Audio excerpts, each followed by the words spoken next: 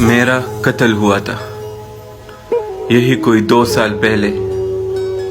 اس دن بھی معمول کی طرح اچھی ڈریسنگ کی، ماں کی دعائیں لی، گھر سے نکلا اور اپنے کانٹیکٹ پوائنٹ پر پہنچ گیا۔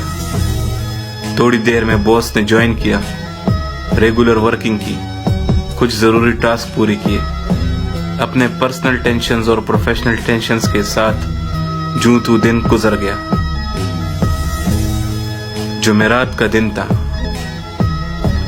میں اکثر جمعرات کی شام اپنی قبر سے نکل کر کچھ دیر سوگ مناتا ہوں، دور تنہا نکل جاتا ہوں۔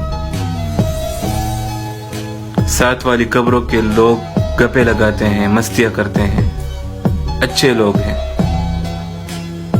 لیکن میں ایسی محفلوں سے جیتے جی بیزار تھا، اور وہ کیفیت مردہ جسم میں ایسی پیوست ہو کے رہ گئی کہ اب مرنے کے بعد بھی گوشہ نشینی پسند ہے۔ میں پیشے سے میڈیکل ریپرزینٹیٹیو تھا۔ بہن کی شادی ہو چکی تھی، قرض کا انبار سر پہ تھا، گھر بنانا تھا تاکہ امی ابو بھائی کی پریشانیاں بھی کم ہو سکے۔ اس لیے اپنی قوت برداشت سے زیادہ بوجھ اپنے کندھوں پہ لے لیا تاکہ سب کے بجائے صرف ایک بندہ پریشان ہو۔ اپنی یہی ٹینشنز، یہی پریشانیاں لے کر دوسری شفٹ کی ورکنگ میں مصروف تھا، اور میری موت ہو گئی۔ پر میری آنکھوں کے سامنے جو ہوا اسے میں اپنی ذات کے سامنے بھی نہیں دہراتا۔ بھولتا تو ہوں نہیں، اس لیے دوسروں کی پریشانیوں میں، تکلیفوں میں شامل ہو کر اپنے دل کا بوجھ ہلکا کر لیتا ہوں، کیونکہ اپنی پریشانی یا دکھوں کا سوچوں تو تکلیف شدت اختیار کر لیتی ہے، اور وہ بھی ایسی جیسے سر زمین جسم دوزخ کی آگ میں جھلس رہا ہو۔ دکھ بہت ہوتا ہے، بے وقت موت، گھر کی ذمہ داریاں، لیکن قبرستان میں اچھے لوگ مل گئے ہیں، بہت خیال رکھتے ہیں میرا۔ میں نہیں بیٹھتا ان کے ساتھ، خود آ کے بیٹھ جاتے ہیں، اور میری لبوں پر مسکان لائے بنا نہیں اٹھتے۔ آج 2 سال پورے ہونے کو ہیں۔ جب بھی کوئی گھر سے آتا ہے میں قبر سے نکل کر دور چلا جاتا ہوں۔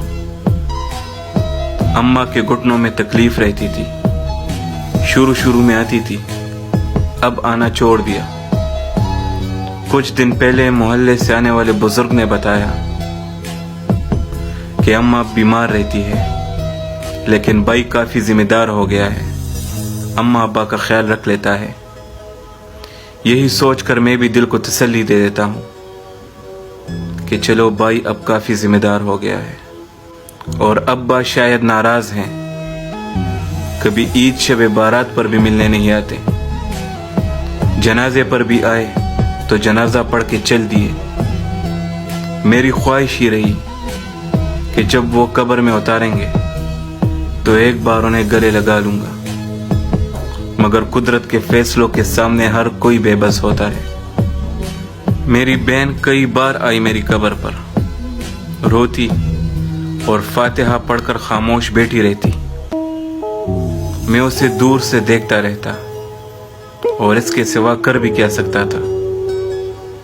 نہ ہی اسے تسلی دے سکتا تھا، اور نہ ہی اس کے آنسو پہنچ سکتا تھا۔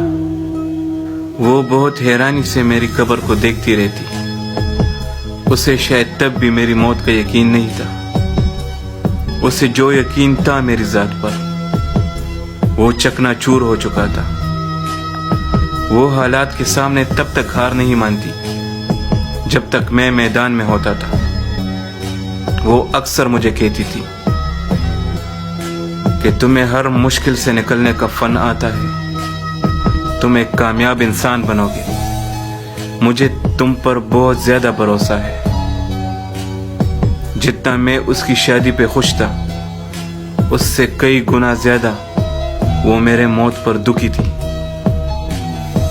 اسے پھولوں سے بہت سخت الرجی تھی۔ چنبیلی کے پھول اگر وہ دور سے بھی دیکھ لیتی تو तो उसे चींकें आना शुरू हो जाती थी। पर अब मेरी मौत के बाद सबसे ज्यादा चंबेली के फूल मेरी कब्र पर पड़े रहते हैं। मेरी बहन जब मेरी कब्र पर चंबेली के फूल रखती है तो मैं दूर बैठकर खूब रोता हूं, फिर हंस भी देता हूं। जब तक वो चंबेली के फूल सूख कर हवा के साथ उड़ नहीं जाते, मैं अपनी कब्र के पास नहीं जाता। शायद उस दिन से मुझे चंबेली के फूलों से एलर्जी हो गई, जिस दिन से मेरी बहन ने मेरी कब्र पर रखना शुरू कर दी। कहते हैं इंसान और हैवानों में फर्क सिर्फ एहसासात और जज्बात का होता है। इंसान तब तक नहीं हारता जब तक वो मायूस नहीं हो जाता। मेरी मौत मेरे अपने हाथों हुई है। मैं किसी को कोई दोष या कोई इल्जाम नहीं दूंगा। मैं भरोसे और मुखलिसी के घमंड में बहता हुआ दुनियादारी की दीवार से टकराकर रेजा रेजा हो गया।